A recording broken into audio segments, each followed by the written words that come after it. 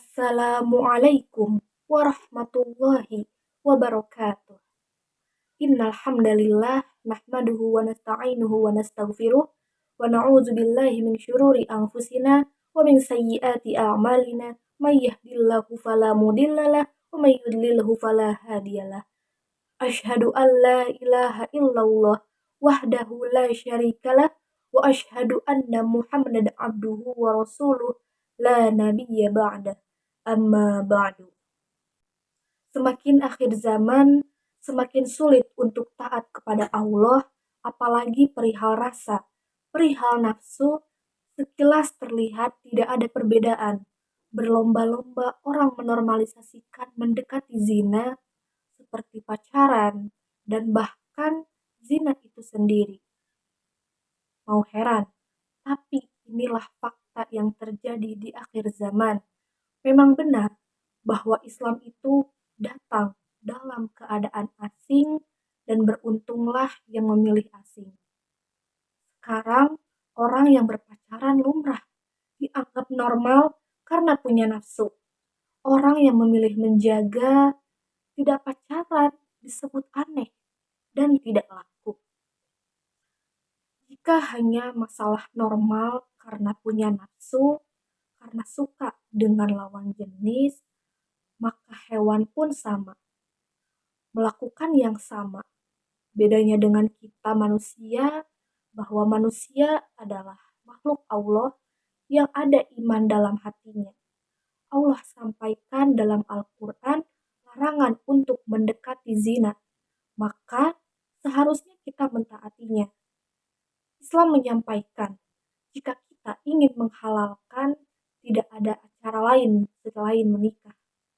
Bukan boleh berzina tanpa pernikahan atas dasar cinta, maka rusaklah definisi cinta jika kita bertindak demikian.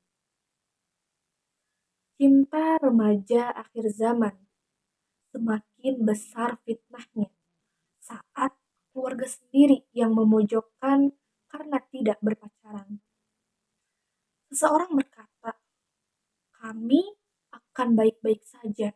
Aku menjaganya dan dia menjagaku. Jadi mungkin tidak apa beramah tamah. Kami tidak akan bermaksiat. Banyak orang yang berkata demikian. Mereka sanggup mengatakan itu saat belum mendekat.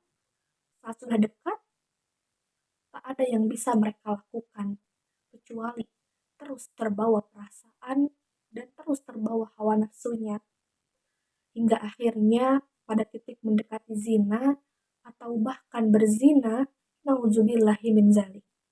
Padahal Allah telah menyampaikan dengan jelas dalam Al-Quran surah At-Tahrim ayat ke-6 yang berbunyi, A'udzubillahi minasyaitonirrajim, Bismillahirrahmanirrahim. Ya ayyuhallazina amanu qu anfusakum wa ahlikum naro waquduhan nasu wal hijaratu 'alaiha malaikatun gilazun syidadun la yasuna ma amarahum wa yaf'aluna ma yu'marun. Yang artinya, wahai orang-orang yang beriman, peliharalah dirimu dan keluargamu dari api neraka, yang bahan bakarnya adalah manusia dan batu. Penjaganya malaikat-malaikat yang kasar dan keras, yang tidak durhaka kepada Allah terhadap apa yang Dia perintahkan kepada mereka dan selalu mengerjakan apa yang diperintahkan. Setiap ada hal yang Allah larang di dalam Al-Quran, pasti karena ada bahaya. Dan setiap kali ada perintah yang Allah berikan di dalam Al-Quran, pasti adalah bentuk perlindungan dan kebaikan. Kenapa Allah melarang pacaran? Kenapa memiliki hubungan sebelum menikah itu diharamkan? Karena pacaran yang dilakukan sebelum adanya akad pernikahan akan menimbulkan banyak sekali kerugian dan dampak buruk yang besar tentunya. Salah satunya, hilangnya rasa malu, murahnya untuk disentuh, mudahnya untuk dibawa pergi, dan celakalah jika sampai hilangnya kehormatan. Kenapa Allah melarang itu semua? Karena Allah sayang, ingin kita semua ini terhormat, terjaga, terlindungi, Dengan adanya kegiatan pacaran sebelum adanya akad, sama saja seperti sedang mengobral diri untuk dimiliki secara gratis. Bagaimana tidak? Hanya dengan mengatakan mau, sudah bisa disentuh dan diajak kemana-mana. Di mana akadnya? Di mana saksinya? Di mana buku pernikahannya? Di mana walinya? Dan di mana letak halalnya? Cinta remaja akhir zaman semakin sulit.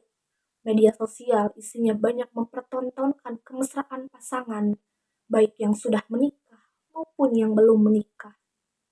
Yang belum menikah, mereka memamerkan pacarnya, pamer kemesraan, ketar-ketirlah hati mereka yang menjaga, yang pada akhirnya terjerumus untuk melakukan hal yang sama, yakni pacaran. Barangkali di antara kita sudah ada yang pamer, sudahlah mendekati zina, mengedukasi orang lain untuk pacaran, apakah mau kita yang bertanggung jawab atas hal itu kelak di akhirat? Kalau orang di luar sana yang tidak belajar Al-Quran, mungkin dia tidak tahu bahwa pacaran adalah haram.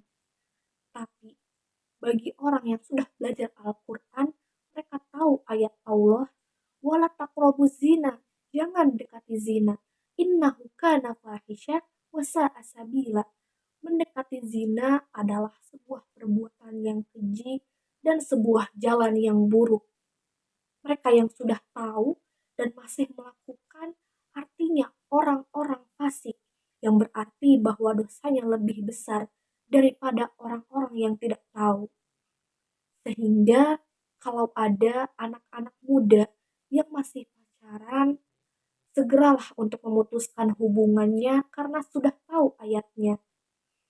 Orang-orang yang sudah tahu harus melakukannya, kecuali tidak tahu ayatnya, mungkin tidak berdosa. Mungkin ada yang tidak tahu kalau pacaran itu haram. Apa sih aktivitas pacaran?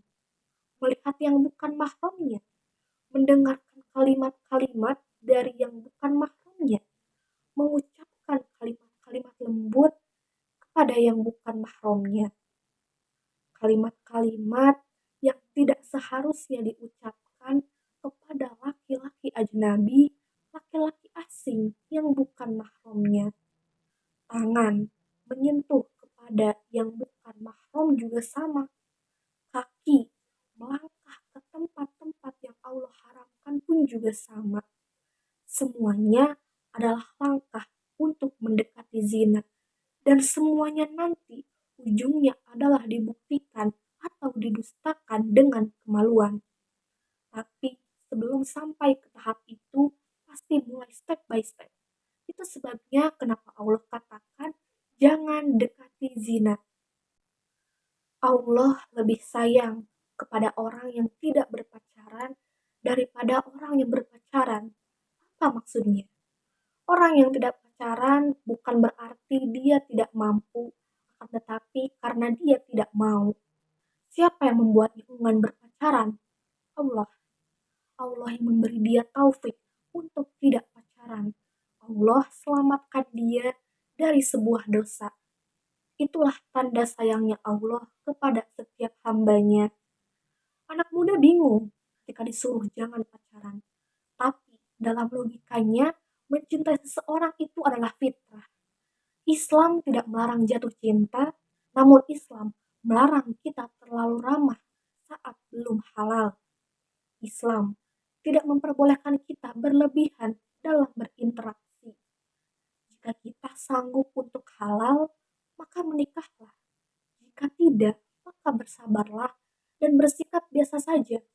Kata Nabi Shallallahu Alaihi Wasallam, tidak ada solusi yang lebih baik di antara dua insan yang saling mencintai kecuali menikah. Kalau belum sanggup, tinggalkan. Fokuslah pada hal-hal yang lain. Jangan pacaran. Kenapa begitu?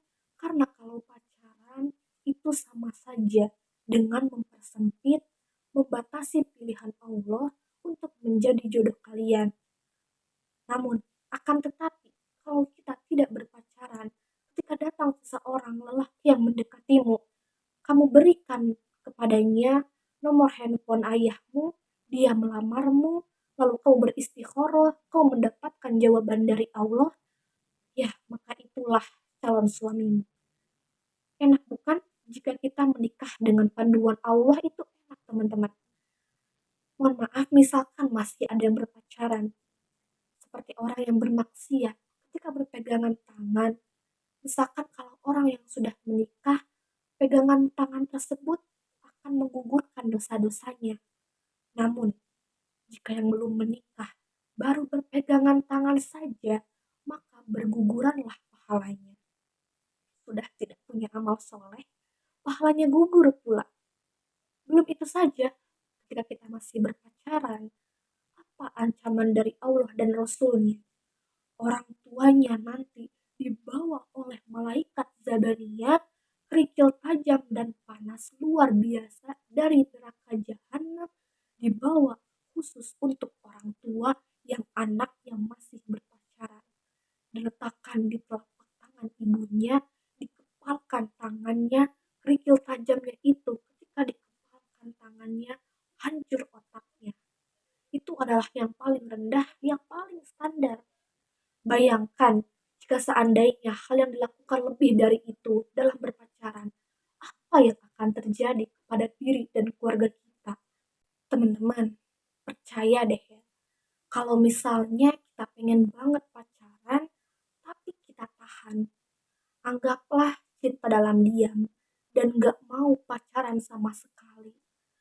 Setelah nanti masa itu terlewati, Allah banyak memberikan jalan keluar. Seperti dalam hadis Bukhari dan Muslim, tiba-tiba dimudahkan dalam segala urusan.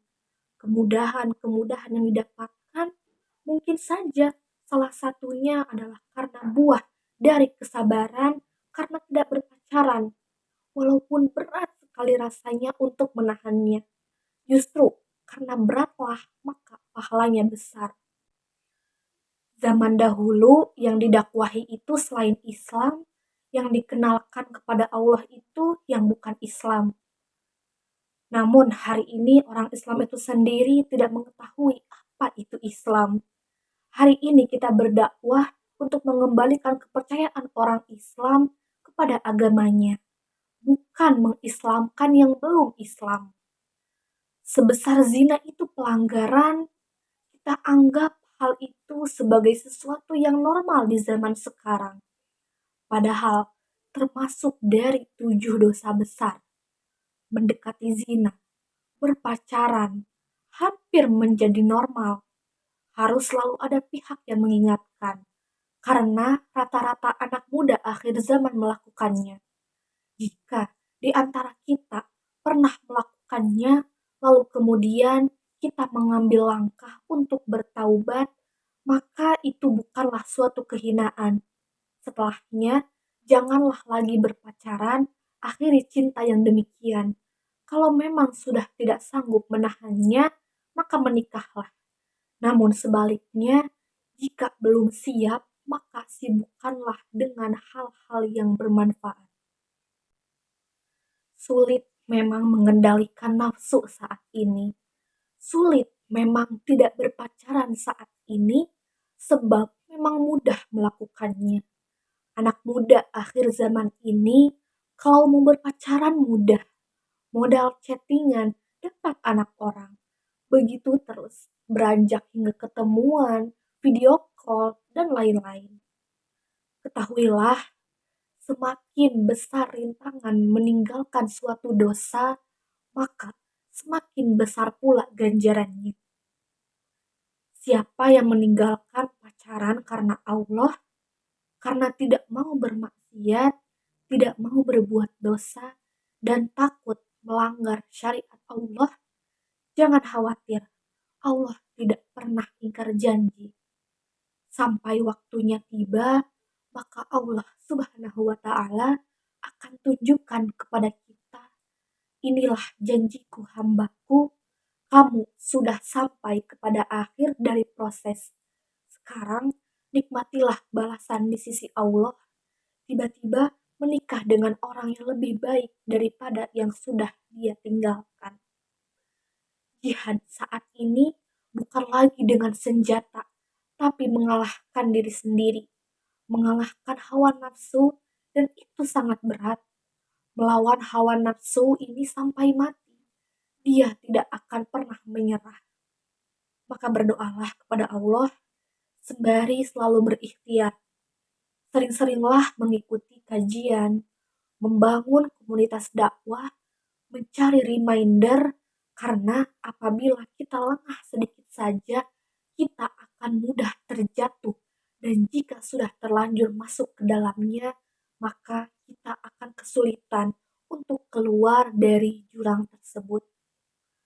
Wallahul muwaffiq ila aqwamit thoriq. Assalamualaikum warahmatullahi wabarakatuh.